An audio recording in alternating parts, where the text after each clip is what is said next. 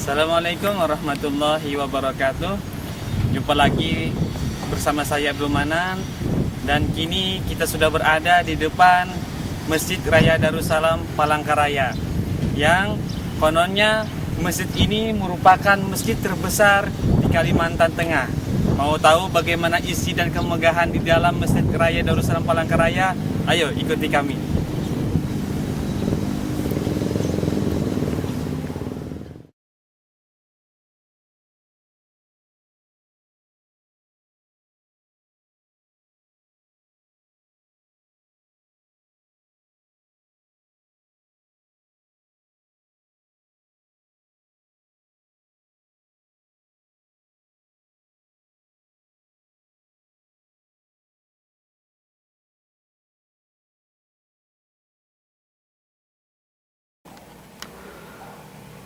Bangunan Masjid Raya Darussalam Palangkaraya dibangun 3 lantai, yang terdiri dari lantai 1 untuk perkantoran seluas 1017 meter persegi, lantai 2 dan lantai 3 untuk fasilitas utama masjid seluas 2028 meter persegi.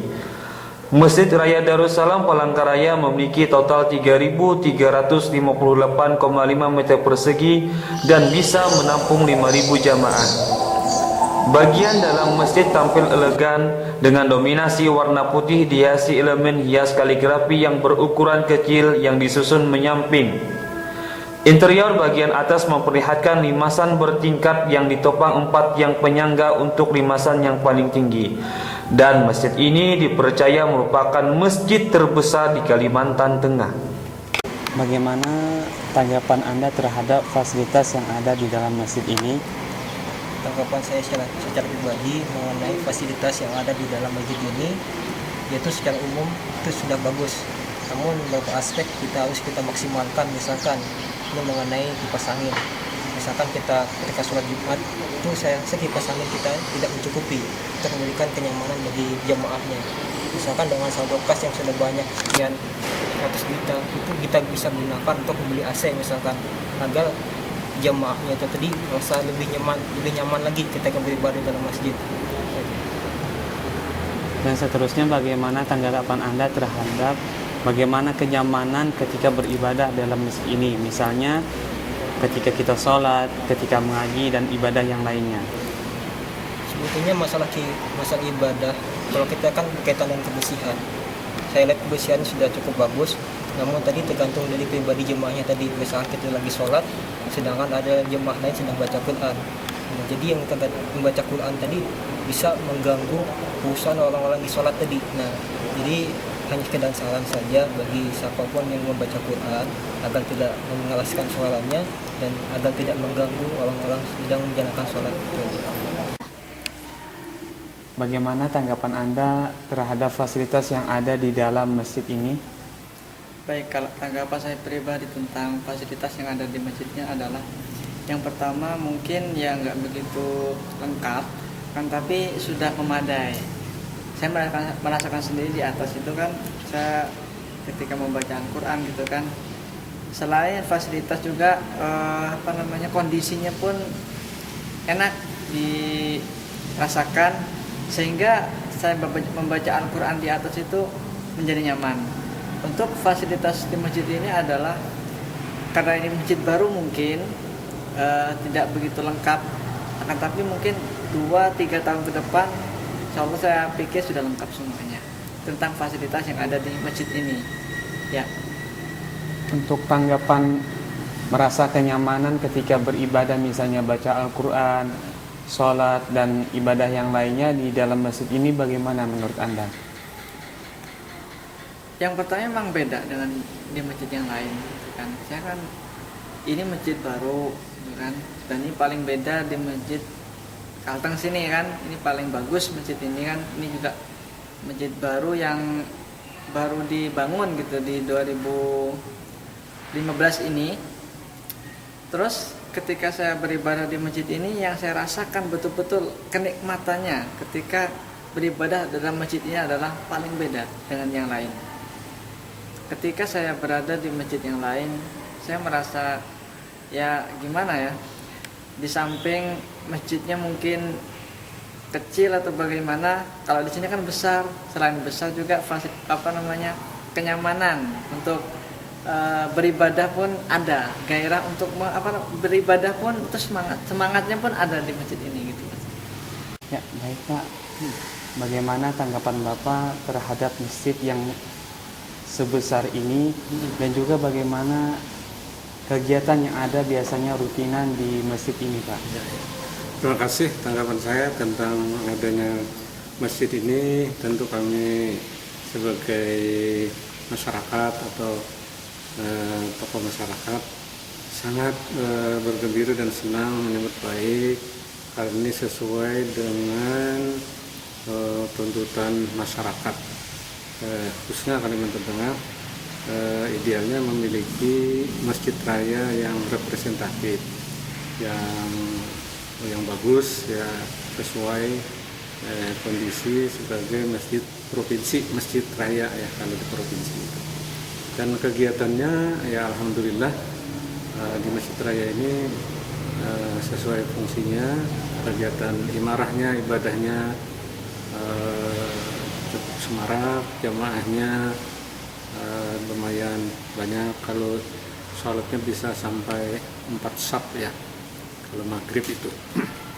Dan kegiatan-kegiatan lainnya yang menunjang imarah alhamdulillah sudah berjalan dengan bagus. Tapi memang masih perlu ada program-program peningkatan lainnya di bidang imarah ya, takmir ya. Misalnya Pak, dalam segi meningkatkan imarah tadi seperti apa Pak? Kegiatan imarah itu kan di samping kegiatan rutin sholat 5 waktu berjamaah, sholat Jumat, juga diadakan majelis ta'lim. Majelis ta'lim pengajian kuliah zuhur setiap Senin dan Kamis. Kemudian pengajian rutin setiap malam Sabtu sesudah maghrib sampai Isya. Kemudian juga ada pengajian majelis ta'lim ibu-ibu yang dilaksanakan pada siang hari. Di samping juga ada kegiatan Angkatan Muda Masjid Raya, dan ditambah juga kegiatan santri mahasiswa pesantren Ma'had Ali ya, IAIN, yang kegiatannya banyak juga dilaksanakan di Masjid Raya ini. Dan itu tentunya memberikan warna dan ikut memakmurkan masjid, kegiatan di masjid semarak gitu, dan adanya aktivitas kegiatan mahasiswa. Jika kita bandingkan masjid ini dengan masjid-masjid yang ada di lainnya, kira-kira apa yang menjadi keunggulan masjid ini, Pak? Memang secara umum ada kesamaan ya dengan masjid-masjid yang sudah ada di Palangkaraya. Namun keunggulannya mungkin sebenarnya relatif saja, tapi kita melihat bahwa pengaturan imam rawatib itu imamnya ada 7 orang ya yang bergiliran, satu hari 1 orang, dan relatif sudah memenuhi syarat menjadi imam rawatib serta imam Jumat, karena ada sebagian yang hafiz Al-Quran menjadi imam di Masjid Raya Darussalam ini. Itu mungkin salah satunya. Dan kalau yang lainnya ya kegiatannya mungkin lumayan, jamaahnya makmur gitu. Nah, lalu harapan Bapak ke depannya sebagai tokoh masyarakat terhadap masjid ini apa, Pak? Kita tentunya berharap dengan program Masjid Raya, khususnya takmir, kegiatan-kegiatan ini tambah maju, jamaahnya tambah banyak, pengajiannya, volume kegiatannya tambah gitu, dan kegiatan remaja masjidnya, kemudian peringatan hari besarnya semakin meriah. Dan kita berharap pada saatnya nanti salah satunya mungkin pengajian ibu-ibu, mungkin sebulan sekali secara berkala yang di Kota Palangkaraya ini berpusat di Masjid Raya Darussalam. Dan kalau Masjid Raya ini sudah lengkap perangkat bangunannya, seperti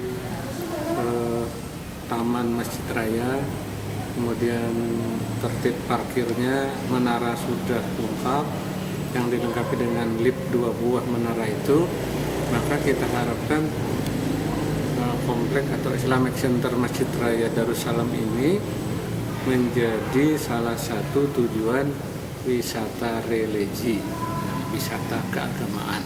Nah, itu mungkin mengundang berbagai pihak, khususnya lembaga pendidikan. Nah, mereka rekreasinya ke Masjid Raya Darussalam. Ya, terima kasih banyak Pak. Oke, baik pemirsa, kita sudah melihat bagaimana tadi kemegahan sesuatu yang ada di dalam Masjid Raya Darussalam Palangkaraya, yang masjid ini merupakan terbesar di Kalimantan Tengah. Pasti seru dan menarik kan? Tapi sayang, perjumpaan kita harus diakhiri oleh waktu. Jangan lupa tetap ikuti kami dalam perjalanan ini. Wassalam.